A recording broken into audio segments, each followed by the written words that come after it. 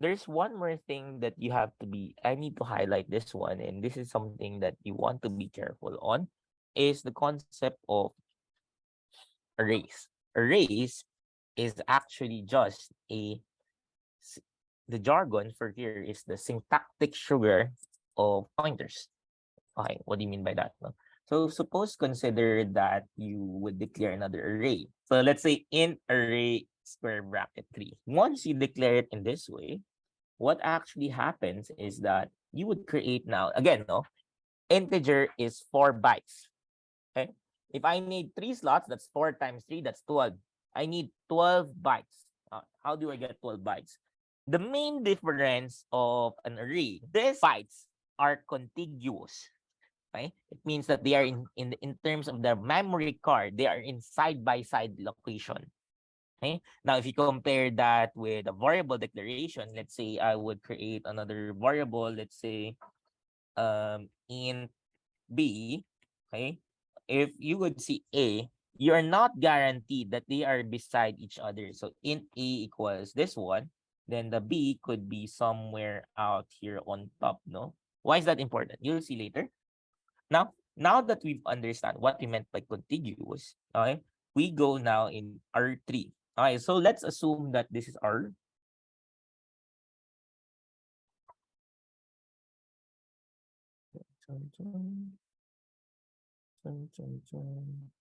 Okay, and now let's assume that you have 4 bytes each, 4 slots. Okay, and then let's assume that it will have an address of 0x, let's say 247A, whatever, no, 247A, no. So what it then tells you is that, okay, let's assume that we write it this way. Int R0 equals 1. Okay, so therefore this is 1. But I could also write it this way. Int asterisk R equals 1. These two things are just the same thing. Okay, because if I try to write it this way, by the way, if you have already accidentally tried it, you forgot to add square brackets in your array, you can actually display the memory address by just writing it this way. Okay, and therefore it will point out to you as 0x247A. Okay, that will be the display of the printf. Okay, so that's why it's called syntactic sugar. It's like in cake. It's just really just to make it more sweeter, more yummy, so something like that. It's the same thing, no.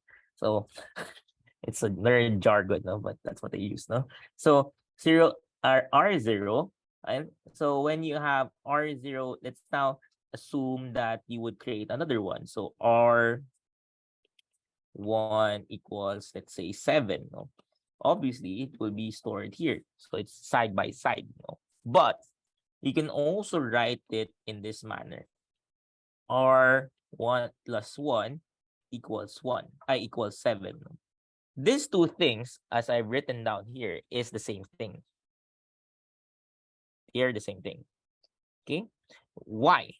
Because they are contiguous in the memory, so therefore once I write it here as 7, I added +1 on the memory location, the compiler automatically knows you want to go to the next hop, which is the next slot, which is, that this is integer, so that you just go to the next 4 bytes, and that's where you would locate the 7.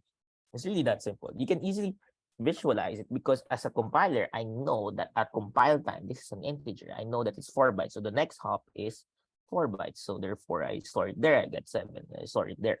That's it.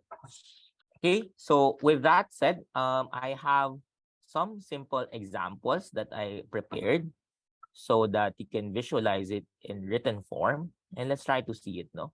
So let's start first in what's the simplest one. So this one here is code implementation so that you can see how it works. So let me orient you step by step. Let me see if this is the simplest one, no? Para lang. Okay. I think it's the same thing. Anyway, so let's start first on declaring 3 variables and then just here comparing it at declaring at 3. So I'm gonna make it fast because it's already we're already out of time in terms of discussion. So we declare pointer, we get an address of A, it's stored at pointer. We just did that in the notebook. And then here we would show how you can display the address of A. And we want to showcase on how that this pointer here that you have is the same address of A. Can you see it? I hope you can see it because the value of a pointer is an address. So therefore, I can declare it as this one. Okay. Therefore, if I declare now the value of that pointer at that address, I should get that at that address, which is pointing at A, I will get the value of 3. Now, if I replace it by 5, we should be able to see that when I now kept the value of that pointer at that address, we should now get 5. That's the main idea of this code. And let's just show it po. And as you can see here, we get the value of the address. And as you can see here, once we replace it by 5, we will get display 5. So this is not just what you say in the notebook. I just show it by code, no?